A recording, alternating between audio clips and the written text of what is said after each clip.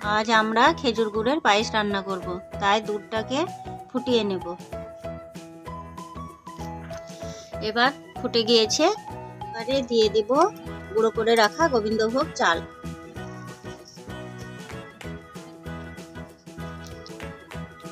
কিছুক্ষণ ফোটার পরে দিয়ে দেব তেজপাতা,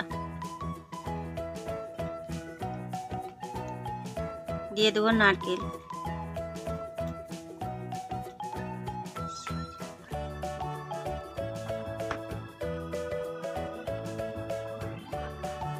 চাল সেদ্ধ হয়ে গেছে, এবারে দিয়ে দেব গুড়,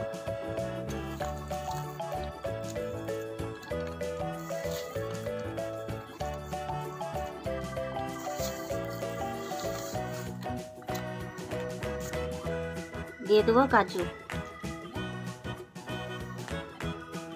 এলাচ গুঁড়ো। আমাদের পায়েস রেডি। আপনারা বাড়িতে অবশ্যই তৈরি করবেন, আর কেমন হয়েছে কমেন্টে জানাবেন, আর আমাদের চ্যানেলটিকে লাইক করবেন।